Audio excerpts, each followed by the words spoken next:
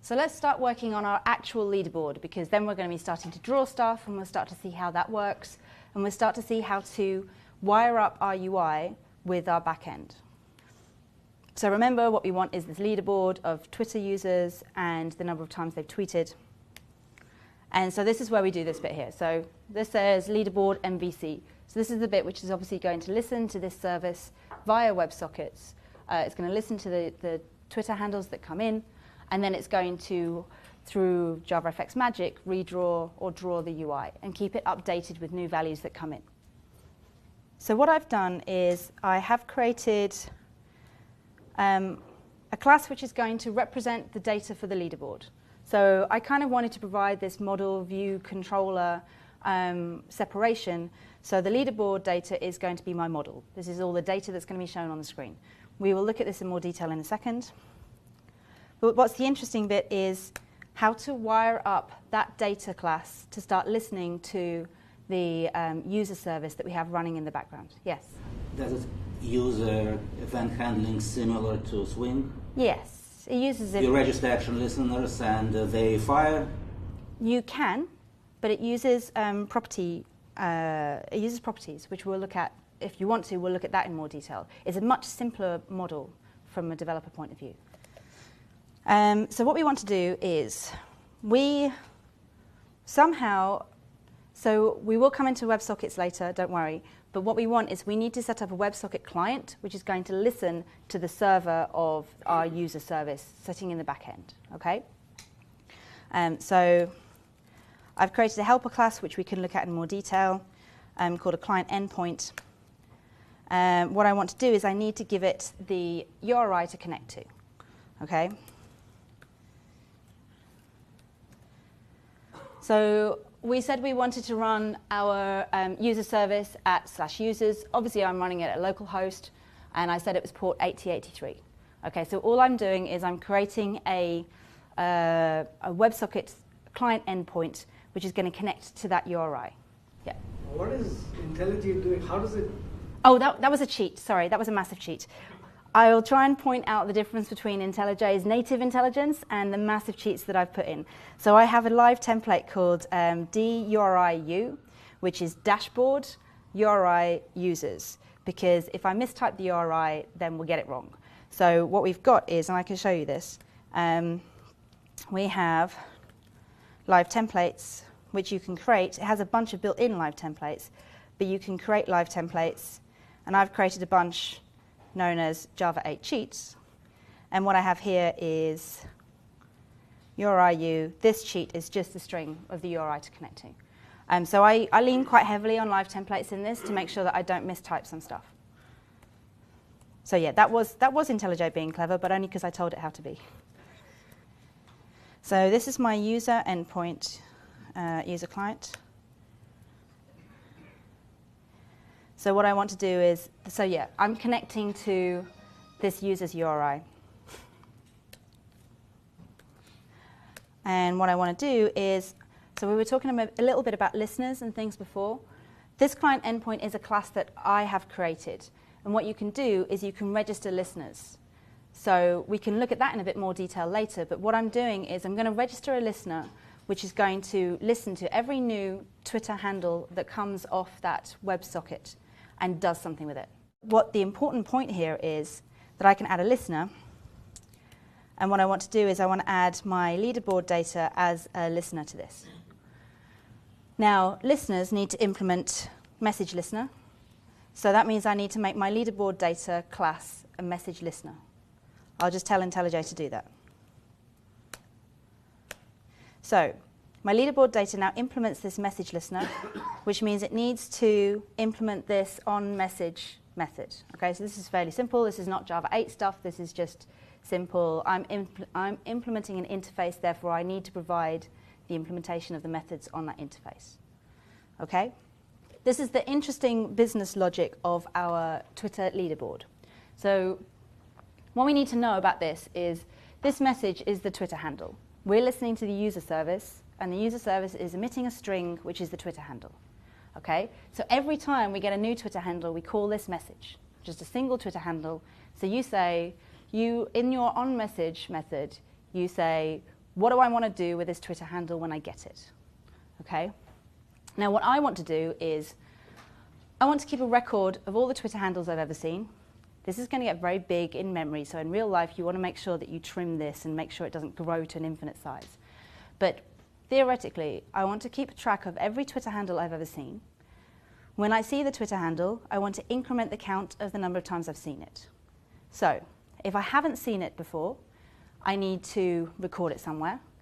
And if I have seen it before, I need to get that Twitter handle and increment the count of the number of times I've seen it. Okay? So this is kind of fairly simple stuff that just requires a hash map. So, well, it's going to get to be a very big hash map, but I'm going to put the Twitter handle in the hash map and a count associated with it. So I have a hash map, all Twitter users.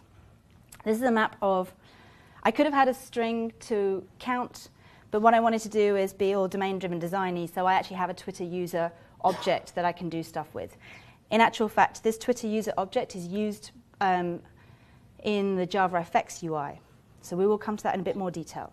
But basically, we're mapping our Twitter handle to a real Twitter user. Okay? So that's not rocket science. That's fairly straightforward. So what we want to do is this message. Let's rename this so we know what it is. This is a Twitter handle. So what we want to do is we're going to find out whether our Twitter handle has been seen before or not. Okay? In the olden days, or probably in the current state, if you're not using Java 8, what you want to do is you want to say probably something like all Twitter users.get Twitter handle. So we call this Twitter user. And then if Twitter user is null, that's not the right combination. Then we say all Twitter users dot put Twitter handle new Twitter user with a Twitter handle, because that's what Twitter user takes to create a new one. Okay, so that's kind of, we've all written code like this, right? Is it there? If it's not there, put it in there. And then we want to do something with it, like increment the count on the Twitter user. With Java 8, there's a much, much simpler way of doing this. Java 8 has, so we'll go back to our hash map, all Twitter users. It has a method called compute if absent. Okay? So we're going to give it the key, which was the Twitter handle. And we give it something which looks super confusing, called a mapping function. So I'm just going to say, okay, I guess what I need is, I need to provide it with a function that looks like this. But what this function does is, if this Twitter handle doesn't exist in the map, call this function. Do something with this function. The output of the function, which is going to be the Twitter user, I'll put that in the map if it was absent. Okay? So I'll step through this a few times so it should become fairly clear. So again, we're using anonymous inner classes. So I have a function which takes a string, and that's going to be the parameter, the input to the function. It's also a Twitter user, which is the return type. So I'm going to take a string, which is going to be Twitter handle, and I'm going to return a Twitter user. Again, was this IntelliJ doing something? How did it pick string and not? I mean, because that's an excellent question. How did it pick string? Oh, it picked string because the map. The map is a string to Twitter user. So the function is string to Twitter user. It has nothing to do with construction of the value type, right? Why do you? The fact that the map is a string to Twitter user, why does that have anything to do with construction? I mean, a Twitter user could have been constructed from 2 ints. No. So the function you have to provide to compute if absent is a function that has to provide the 2 types, which are the same 2 types as that map. So the map of Twitter users is string and Twitter user. So the function that you have to provide to compute if absent is string and Twitter user, because this is the key and this is the value. It's the same type for key and value as it is on the map. That's like Java 8 is doing some really interesting type inference on this stuff. No, so obviously the first parameter I understand has to be the string, because that's the key that it's computing if absent. Yeah. But let's say Twitter user is nothing to do with the string. It's nothing. It isn't anything to do with. Let's say Twitter user's constructor takes 2 ints. Yes. It's got nothing to, don't think about the constructor of Twitter user. This, we haven't even implemented this bit yet, but this is, you need to be able to somehow provide something which, given a string, which is the key to the map, will somehow give you the value of the map, the Twitter user. Given the key, it will instantiate a value, and somehow the key is relevant to instantiating the value? It doesn't have to be. You can instantiate the value from, we happen to be using Twitter handle, but let's say you've got a map of, I don't know, like IDs to some string username. Then maybe you need to get that from, I don't know, maybe you need to get that from somewhere else. But it's nothing to do with the construction of Twitter user. It's just about the fact that given the key value of that map, you need to give it the value of the map. So yeah, I'm just curious, why did it need to take that at all? Because what you're doing is, if you can't find me one of these values, create that value. And it has to find that value using the string type, using the key type, and it has to return you the value so it can put it in the map. Yeah, exactly. Which is, so why is it not just function? It's a factory for Twitter user, right? This is, in this particular case, it's a factory for Twitter user, but it could be getting this value. Yeah, that's just the signature of compute if absent. So that's not any magic that I've done. That's just part of the Java 8 signature. But in this case, I think what you're implying, what you're getting at is, we happen to be very lucky in that a new Twitter user happens to take the Twitter handle in the constructor. Now, you're right, because we could end up needing to take in, I don't know, their age and their social security number and their whatever. So you'll need to figure out a way to get the correct values to create that Twitter user. In our particular case, we're pretty lucky because we just create that from that. And our Twitter user is only the handle and the number of times it's been seen. So the number of times it's been seen when you first create it is 0. So I don't need to pass that in. I know it's going to be 0.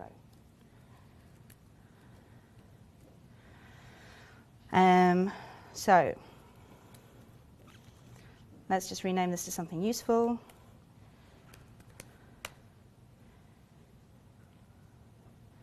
Okay, so what I'm doing is I provide this compute if absent method a function to call if that Twitter user happens to not be in the map. So I'm going to call this function, and this function is create me the new Twitter user with this handle. Like I say, we got lucky because we only need the Twitter handle to create our user. Once again, obviously I've done this in like the long-handed anonymous in a class format. So we could convert this to a lambda. It strips away a lot of the boilerplate. So it's much easier, but I found lambdas a little bit difficult to like just automatically parse it in my head because it's new syntax for us. So the simpler format of this is if the map doesn't contain anything with this key, call this, give it the key, the handle, and create a new Twitter user and put that in the map. And that turns out to be even simpler, which IntelliJ is telling us. It tells us this can be replaced with something called a method reference. And then all we need to do is just call new on Twitter user. Now, I found this really weird to get my head around to begin with, because where did all my types go? Where did that Twitter handle go? How does it know to create that? But because you pass in a single parameter, which is the string Twitter handle, and this method takes a single parameter, which is the string handle. So Java 8 can basically go, well, that's fine. If you tell me that I just want you to call the constructor of Twitter user, I'm going to assume that what you want to do is pass in that value. I don't know, I don't really have the words for it. I find it like I wouldn't automatically write this. When I'm calling compute if absent, I wouldn't write Twitter handle, comma, Twitter user, : new. That's just not going to sit in my head. But what I might do is I might say, okay, let me think about it. Given a Twitter handle, I need to return a Twitter user. So this is what I want to do. Now simplify that. And I can simplify that straight down to a method reference. Okay? I'm seeing nods, but I'm also seeing a little bit of, okay. We will see more method references throughout this. I think for me, I found method references the most difficult thing to get my head around because all of the types disappear and everything just goes away and you're not really sure what's going on. Yes? So can I ask you, if you can just toggle back to the previous version of this where it was handle, like... The Lambda version? Yeah, that's hold on. I can in a minute. That version. What here was telling the method that the handle is actually Twitter handle, that instance. Like, does compute if absent somehow imply that the second parameter is the same as the... That's a very good question. I find probably one of the most difficult things, apart from method references, to get your head around is where did the parameter that comes into the Lambda, where did that come from? What is that? I guess actually you can probably look inside the code here, right? So my mapping function, I apply key. Yeah, so that's where it says it. This is the key. This is the first parameter, Twitter handle. And it gets passed into mapping function. So it will always be that first parameter is the thing that gets passed into the mapping function. OK? Convention, I guess. Well, convention and looking at the code. So, yeah, so let's go back to our freaky method reference, which is nice and short. I don't know how descriptive that is. I don't know if it's going to get easier to read as we get more used to reading method references. I think there's definitely going to be decisions that you're going to take in your code base of, should I use a Lambda, should I use a method reference, which one is more readable in this particular case? And we're going to see a bunch of those things when we look at how to iterate over things later on. So, are we all sort of fairly clear on what this one line of code does? We've sort of shrank those 5 lines of code of, if look it up from the hash map, if it's not there, create a new one, put it in the hash map. Right, now I have a Twitter user, which I need to pull out. And this is my Twitter user. Okay? And this is either a Twitter user that existed and it's in the map, or it's a Twitter user which is a brand new one that I just created. So we have a Twitter user, and then, of course, what we want to do is, quite simply, we want to increment the number of times we've seen it, because that's the whole point, right? We've just seen this new Twitter user. Let's increment the number of times we've seen it.